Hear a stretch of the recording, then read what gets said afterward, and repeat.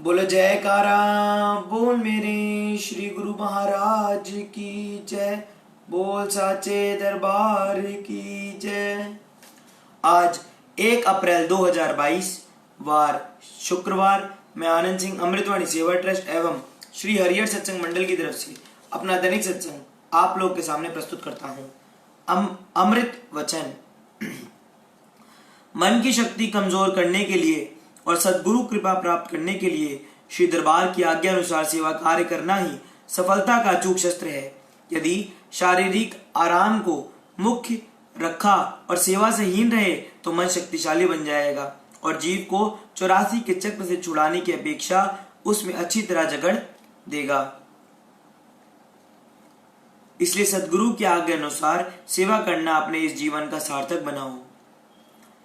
जो सदैव शरीर को चमकाते हैं या वस्त्रों की सफेद पोशी में सारा समय व्यतीत करते हैं और सद्गुरु सेवा में उन्नति नहीं करते, उनका दिन प्रतिदिन कदम पीछे ही हटता जाएगा। प्रमादी एवं शरीर का पुजारी यद्यपि तुम्हें सुखी दिखाई देता है, परंतु वह सब क्षणभंगुर है जो आज नहीं तो कल चला जाएगा और परेशानी अपना डेरा जमा लेगी। शरीर की ओर यदि ध्यान दोगे तो एक ना एक दिन बीमारी पीछे पड़ेगी ही। किसी न किसी सेवा में स्वयं को संलग्न रखो तो बीमारी स्वतः भाग जाएगी। हे रिद्धियों सिद्धियों के मालिक, सब लोगों के नायक, आप सब सांसारिक पदार्थ उन्हें दे जिन्हें उनकी मांग है। मैं तो आपसे आपको ही चाहता हूँ। हे प्रभु, मेरी बुद्धि को आप सदा सत्मार्ग की ओर प्रेरित करो ताकि मैं बुराइयों से बच सकूं। मुझे स्मरण शक्ति दो ताकि मैं आपके अमृतमय वचनों और मधुर लीलाओं का रसास्वादन करता रहूं। मैं सदा आप ही कृपा का आकांक्षी हूं। प्रभु कृपा करो, कृपा करो। सत्पुरुषों का आदेश है कि ए सेवक, तुम दूसरों के दोषों पर दृष्टि मत रखो, अपितु अपने ही दोषों पर दृष्टि रखो, इसमें ही तुम्हारी भलाई है। तुम जो कहो कि कोई भी कष्ट या परीक्षा मेरे सम्मुख कदापि ना आए, यह बात तो जब तक शरीर है तब तक नहीं हो सकती। शेष जितना तुम में संतोष, प्रसन्नता और ध्यान की दृढ़ता होगी, उतना कष्ट तुम्हें कम अनुभव होगा और अंदर ही अंदर सद्गुरु दुख व कष्टों को सहन करने की शक्ति प्रदान करेंगे। सद्गुरु की आज्ञा मानने से यदि हजारों लोग तुम्हारे विपरीत हो जाते हैं तो तुम निश्चिंत होकर आज्ञा मानो। हजारों लोग तुम्हारा कुछ भी नहीं बिगाड़ सकेंगे। आज्ञा तुम्हारी रक्षा करेगी। यदि आज्ञा टालने से हजारों लोग प्रसन्न होते हैं तो भी आज्ञा ना टालो, क्योंकि लोग तुम्हें सच्चा सुख नहीं दे सकते। आज्ञा तुम्हें अमर सुख और अमर पदवी देगी। कई लोग यदि अनुचित बात कहते हैं तो हृदय में विचार ना करो। तुम्हारे निर्णय तुम्हारे मालिक के हाथ में है, ना कि लोगों के हाथ में। जब ऐसी बातों में तुम्हारी कोई हानि नहीं तो भक्ति त्याग देना बड़ी मूर्खता है। मालिक की मौज है कि तुम सहनशीलता सीखो, यह तुम सब उनकी कृपा है। जैसा लोहा लोहे वाले के पास, सब्जी वाले के पास और कपड़ा कपड़े वाले के पास मिलता है, ऐसे ही सुख भी सुख वाले के पास ही प्राप्त होगा। तुम भी नित्य सुख चाहते हो और खोजते उनके पास हो जो कि एक पल सुखी दिखाई देते हैं तो दूसरी पल दुखी। उनके पीछे लगकर ऐसे ही अपना समय व्यर्थ गंवाते हो। सुखों के सागर तो सद्गुरु हैं। सच्चे मन से उनकी शरण में जाओ तो सुखी होने में कोई देरी नहीं है। यदि देर है तो तुम्हारी तरफ से है। अन्य सभी आश्रय त्याग एक सद्गुरु का आश्रय लो, वे समर्थ हैं और अन्य सभी असमर्थ हैं। बोलो जयकारा बोल मेरे श्री गुरु महाराज की जय। बोल साचे दरबार की जय। सत्संग, मानसिक शांति। बहुत ही ध्यानपूर्वक सुने। मानसिक शांति। सच्ची खुशी क्या वास्तव में ऐसी कोई वस्तु है? ये कहाँ है? ये किसे प्राप्त होती है? हाँ, सच्ची खुशी है ये पाप रहित एवं शुद्ध हृदयों को ही प्राप्त होती है। जैसे अंधकार एक अस्थायी छाया है और प्रकाश ही स्थायी तत्व है, उसी तरह दुख अनित्य है और आनंद अनंत काल तक नित्य रहने वाला है। जिस प्रकार सत्य शाश्वत है, ठीक उसी प्रकार ही शांति और आत्मिक सुख भी शाश्वत है। दुख मिथ्या है, इसलिए वह सदा नहीं रह सकता, परंतु आनंद सत्य है, अतः यह नष्ट नहीं हो सकता, किंतु यह निश्चय ही पुनः प्राप्त किया जा सकता है। दुख कुछ समय के लिए रहता है, किंतु यह बादल की तरह शीघ्र ही नष्ट हो जाने वाला एवं क्षणिक है। ये कभी विश्वास मत करो कि तुम्हारे भाग में दुखों व कष्टों की यातना ही है। ये दुख तो सब भयानक दुःस्वप्न की भांति नष्ट हो जाने वाले हैं। अतः जागो, उठो, शुद्ध एवं आनंदित बनो। तुम अपने हृदय को निर्मल रखो तो अपने जीवन को अमूल्य, मधुर, सुंदर तथा कलेश से रहित आनंद पूर्ण बना सकोगे।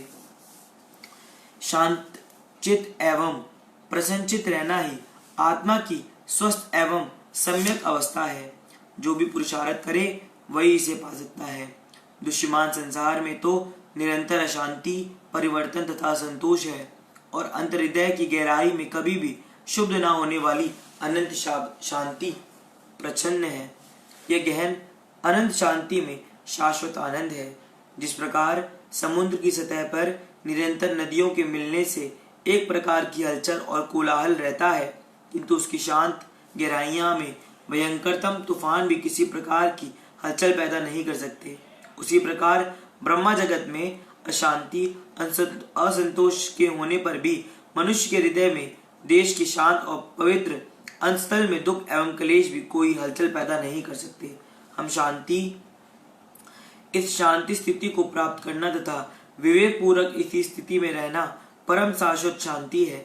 और यह आंतरिक शांति, ये सन्नाटा, ये एकलयता, ये प्रेम हिमालय का नाम है, जिस तक पहुंचना बहुत ही कठिन है, क्योंकि विरले ही जीव सद्गुरु के चरणों में आत्म समर्पण करके अबोध बालक की न्यायी श्रद्धा भक्ति पूर्वक उनकी सेवा और आज्ञा में रहकर उनसे शांति का मार्ग सीखते हैं।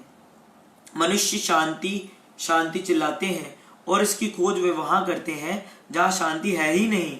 इसके विपरीत उन्हें मिलता क्या है? अशांति, चिंता और कलेश। ज्ञान जो अहमन्यता के त्याग से अविच्छिन्न रूप से जुड़ा हुआ है के अतिरिक्त सच्ची एवं स्थायी शांति प्राप्त नहीं हो सकती। अर्थात अहम के त्याग भाव से ही सच्ची एवं शाश्वत शांति प्राप्त हो सकती है, अन्यथा नहीं। जो शांति हमें सांसारिक सुख सुविधाओं, धन, परिवार, सम्मान इत्यादि से प्राप्त होती है, वह क्षणिक होती है, और यह जो सांसारिक वो सफलताएं हैं, यह भी सब क्षणिक है और परीक्षा की कसौटी पर रखने के लिए खरी नहीं उतरती। केवल मात्र सच्ची शांति ही प्रत्येक परीक्षण पर सफल और शाश्वत सिद्ध होती है, और यह शुद्ध हृदय द्वारा ही ग्रहण की जाती है। ईश्वर भक्ति ही एकमात्र अनंत काल तक रहने वाली शांति है, और इसे मार्ग के यात्री के लिए ज्ञान के साक्षात स्वरूप सद्गुरुदेव ही उसके मार्गदर्शक है। जैसे ही जीव भक्ति के मार्ग में प्रवेश करता है, वह इसकी पवित्रता की आशंका अनुभव करने लगता है। साधक उसकी पूर्णता को अनुभव तभी करता है जब सद्गुरु की कृपा से उसमें अहम भाव समाप्त हो जाता है और उसका जीवन निर्मल बन जाता है। सच्चा सुख शांति क्या है? अहम भाव और कामनाओं का दमन करना, वासनाओं की गहरी तहों को हृदय से मिटाना और अंतर हृदय में इच्छाओं के संघर्ष को शांत करना, इसका नाम ही सच्ची शांति है। ए जिज्ञासु, यदि तुम कभी भी क्षीण न होने वाले दिव्य प्रकाश, कभी भी समाप्त न होने वाले शाश्वत आनंद और सर्वथा निर्बद्ध रूप शांति को अनुभव करना चाहते हो, यदि तुम पाप, दुख, चिंता तथा परेशानियों से सदा के लिए मुक्त होना चाहते हो, तो अपने मालिक पे अटूट विश्वास रखो, उनकी निष्काम भाव एवं श्रद्धा से सेवा करो और उनकी सहायता एवं कृपा से स्वयं पर विजय प्राप्त करो। सद्गुरु आपके अंदर निहित उस आत्म शक्ति को जागृत करते हैं, जिससे आपके विचार, कामनाएं एवं इच्छाएं पूर्ण रूप से शांत हो जाते हैं और फिर मन को विचलित नहीं कर पाती। इसके अतिरिक्त शांति का अन्य कोई मार्ग नहीं है। यदि तुम थोड़े समय के लिए ब्रह्मा पदार्थों, इंद्रियों के रसभोगों, बुद्धि के तर्क वितर्कों एवं संसार की कोलाहल तथा चकाचौंध से अलग होकर अपने हृदय के गहनतम प्रदेश में विश्राम करोगे, तो वहां सभी कामनाओं के बलात् प्रवेश से मुक्त होकर तुम अनंत काल शांति एवं निश्चलता को प्राप्त करोगे। यदि तुम हृदय के इस पवित्र प्रदेश में थोड़े समय के लिए ठहर कर सदगुरु के शब्द नाम का ध्यान करोगे तो तुम्हारे भीतर सत्य ज्ञान का दिव्य नेत्र खुल जाएगा, जिससे तुम सभी वस्तुओं को उनके सही स्वरूप में देख सकोगे। तुम्हारे हृदय में यह पवित्र स्थान तुम्हारे यथार्थ एवं नित्य आत्मा है। यही जीव आत्मा है। जब तुम स्वयं को नाम के साथ जोड़ दोगे तो यह कहा जाएगा कि आपने शांति के परम धाम ज्ञान के वंदित तथा अमर तत्व के स्थान को प्राप्त कर लिया है। शांति चित्त की वह अवस्था है जहाँ काम, क्रोध, लोभ, मोह, ईर्ष्या, अहंकार, प्रतिशोध एवं मोह की सभी वृत्तियां समाप्त हो जाती हैं और विपरीत परिस्थितियों में भी मन शांत, निश्चल और संयमित बना रहता है। यदि मनुष्य विपरीत परिस्थितियों में भी आत्म संयम में शांति पूर्वक अपनी समस्या पर विचार करे तो वह बुद्धिमत्ता से उसका समाधान दृढ़ ही लेगा और वह व्यक्ति स्वयं ही उन परिस्थितियों का नियंत्रणता बन जाएगा। वह कभी निराश नहीं होगा, द्वेष की भावना उसमें नहीं आएगी। वही व्यक्ति ही वास्तव में मानसिक शांति अनुभव करता है। बोलो जयकारा बोल मेरे श्री गुरु महाराज की जय। बोल साचे दरबार की जय।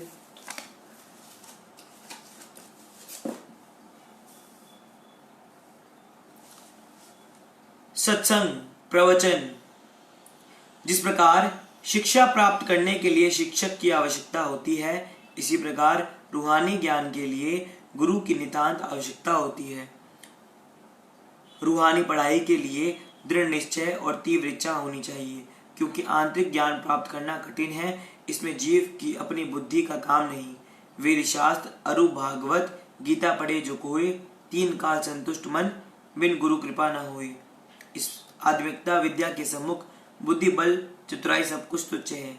यह पराविद्या का प्रशिक्षण है, जिसका ज्ञान समय के पूर्ण गुरु के बिना समझ सकना अत्यंत कठिन है।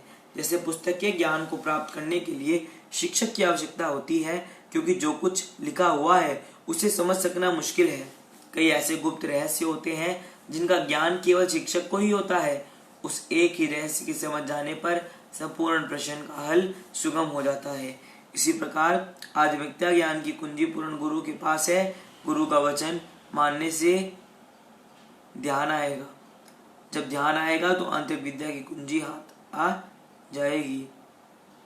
चल सतगुरु की हाट, ज्ञान बुद्धि लाइए, कीजे साहेब से हेत परम पद पाइए। सतगुरु सब कुछ दीन, देत कुछ ना रहो, हम ही अभिगनी नारी, सुख तज दुख लहो। आध्यात्मिक ज्ञान सतगुरु के द्वार से ही मिलेगा। गुरु से नेह लगाकर परम पद की प्राप्ति होती है। शिष्य जब सतगुरु के अर्पण तन मन धन कर देता है तो सतगुरु भी उसके समस्त समस्याएं प्रदान कर देते हैं। परंतु जिन्होंने सुरती का संबंध सतगुरु के ध्यान से नहीं जोड़ा, वे सुख प्राप्त करने के स्थान पर दुख उठाते हैं। सोचने का विषय है कि लौकिक शिक्षा को ग्रहण करने के लिए कितनी कठिनाइयों का सामना करना पड़ता है। नित्य नियम से पाठशाला में जाना, अध्यापक के आदेश अनुसार जीवन बनाना, विद्या प्राप्ति के लिए सुख आराम को न्यौछावर करना पड़ता है, तब कहीं वह लौकिक शिक्षा को ग्रहण करने के अधिकारी बनता है। फिर आध्यात्मिक शिक्षा के लिए यदि किसी कठिनाई का सामना करना पड़े तो फिर कौन सी बड़ी बात है। इस विद्या को प्राप्त करने के लिए तीव्र अभिलाषा, दृढ़ संकल्प की नितांत आवश्यकता है, क्योंकि सतरज तम गुणों से युक्त इस संसार में हर और माया का पसारा है। इसमें विचरण करते हुए जीव मलिन हो चुकी है। जब तक सद्गुरु की कृपा न होगी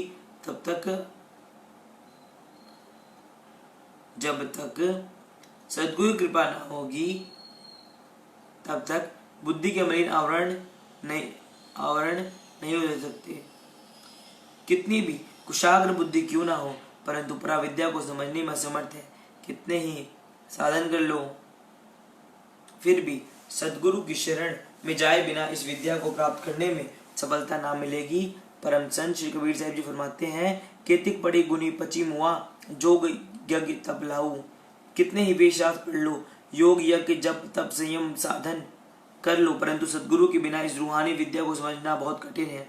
आत्मिक आनंद, मानसिक शांति को पाने तथा आध्यात्मिक विद्या को ग्रहण करने वाला जिज्ञासी को श्रद्धा, विश्वास और प्रेम युक्त होकर सद्गुरु की शरण में जाना अत्यंत आवश्यकता है। सद्गुरु की कृपा ईश्वरोपरि है। संत सूरदास जी कहते हैं परमात्म अरु आत्मा उपजया ये अविवेक, सुंदर ब्रह्म तो दो दे, सुंदर किए एक। मनुष्य की भांति पर यह पर्दा आया हुआ है कि आत्मा और परमात्मा दोनों अलग अलग है। संत सुंदरदास जी कहते हैं कि सद्गुरु की कृपा ने इस भ्रम को दूर कर दिया है और ये दर्शा दिया है कि आत्मा और परमात्मा एक है। आत्मा परमात्मा का ही अंश है। वेदों तथा शास्त्रों में भी सद्गुरु की महिमा को नीति नीति उजारा गया है। ज्ञान की जरूरत है तो आध्यात्मिक पाठशाला में आकर आंतरिक कपाट खोलने के ढंग सीखो और आत्मिक आनंद प्राप्त करो। बोलो जयकारा बोल मेरे श्री गुरु महाराज की जय, बोल साचे दरबार की जय। आज हम अपना दैनिक सत्संग यहीं पर समाप्त करते हैं। राम राम, जय सच्चिदानंद, सत श्री अकाल।